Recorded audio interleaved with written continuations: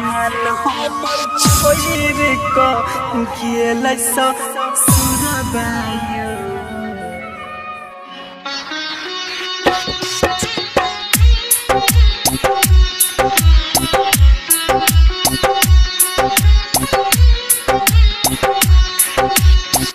सावन में जान हमर छोड़ क गेलै ससुरबायो। सावन में जान हमर छोड़ क गेलै ससुरबायो। कि हम के नाया बोलब बाबा रे जबायो। कि हम को नाया बोलब बाबायो रे जबायो।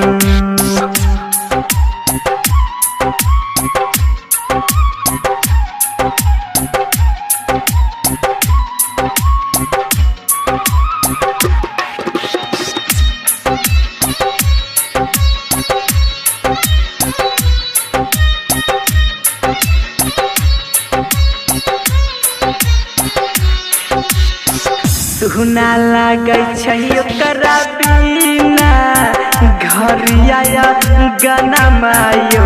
कि हम के नाया बोलब बाबा हो जबायो। कि हम के नाया बोलब बाबायो जबायो।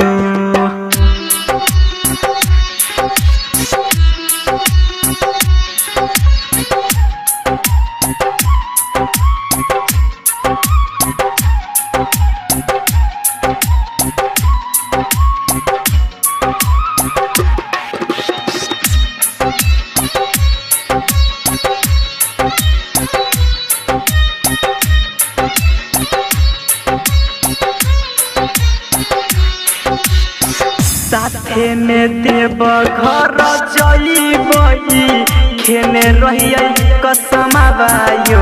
कि हम को नाया बोलब बाबा हो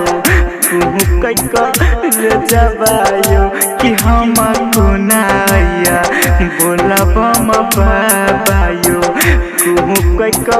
रे जबायो।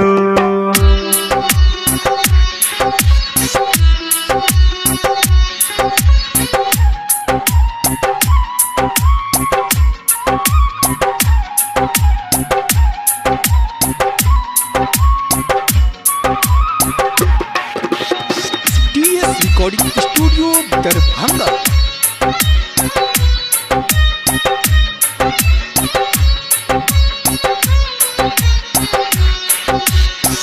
राइटर मनीष ललन लखा के तोरल कैसा बनमायो।